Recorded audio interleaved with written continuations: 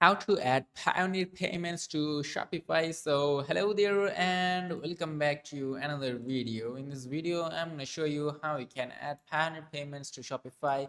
So to do it, you have just simply go head over to your Shopify admin dashboard. As you can see this one, just go and log into your Shopify account, and after logging into your account, at the bottom here you can see the settings option. Simply tap on the settings, then tap onto this payments option. After clicking on this payments option, you have to tap onto add payments option, then you have to search for Payoneer.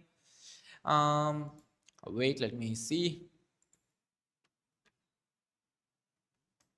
um So here you can see this Payoneer checkout. You just simply have to tap onto it, then you have to go and install it for Payoneer checkout. So now you will be able to add Payoneer to your Shopify store. So this is as simple as that. Now you just have to tap on to install and it will be installed. So if this video is helpful, let me know in the comment section. Do not forget to like and subscribe to the channel and toggle the bell icon on. So as you can see, I have downloaded it. Now you have to tap on to manage account, and lastly you have to get started with Payoneer and enter all your address like details. So this is as simple as that. See you on to another video.